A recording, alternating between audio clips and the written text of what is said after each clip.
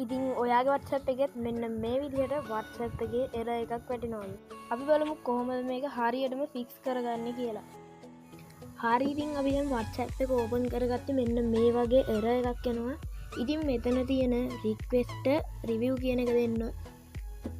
request review කියන එක දුන්නාම මෙන්න මේ වගේ එකක් එනවා. මේකේ submit කියන එක දෙන්න. ඉතින් ඊට පස්සේ ටිකක් load වෙලා මෙන්න මේ වගේ message එකක් කරනවා. ඉතින් මේක කියන්නේ අපිට පැය 24ක් ඉන්න කියලා. ඉතින් පැය 24කින් ආවන් පස්සේ අපේ WhatsApp එකේ error එක වැටෙන්නේ නැහැ.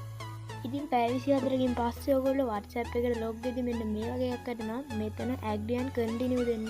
ඊට පස්සේ ඔයාලා phone number එක ඉතින් කලින් WhatsApp තිබ්බ phone number එක මෙතන type කරගන්න. ඉතින් මම මේ phone number එක type කරගන්නවා. හරියට type කරන් පස්සේ මෙන්න මේ වගේ next කියන එක දෙන්න. හරි ඉතින් ඊට පස්සේ මෙන්න මේ වගේ notification එකක් කරනවා. මේකේ switch now කියන එක දෙන්න. ඊට පස්සේ මෙතන continue දෙන්න. continue දුන්නාන් පස්සේ මෙන්න මේ වගේ ටිකක් load වෙනවා. load වුණාන් පස්සේ මේක automatically verify වෙනවා. මොකද අපේ කලින් මේ phone එකේම WhatsApp තිබුණානේ මේ number එකට ඒකින්ද verify වෙනවා. ඉතින් මේ විදිහටම ඔයාලා account වැටෙනවා මෙන්න මේ විදිහට. ඊට පස්සේ next කරන් පස්සේ WhatsApp එක load වෙනවා. ඉතින් මේකේ කිසිම chat එකක්වත් කිසිම දෙයක් නැතුව යන්නේ නැහැ. තිබ්බ ඔක්කොම තියෙනවා. ඉතින් මේක අපිට අර request එකක් දාන්න විතරයි තියෙන්නේ.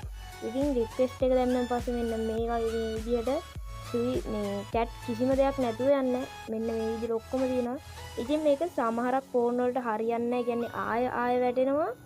ඉතින් ඒ වෙන්නේ phone එකේ අර software update එන්න නැති වුණාම හරි. ඉතින් ඕක තමයි අද වීඩියෝ එක. අදට වීඩියෝ ඉවරයි. හම්බෙමු ඊළඟ වීඩියෝ එකේ.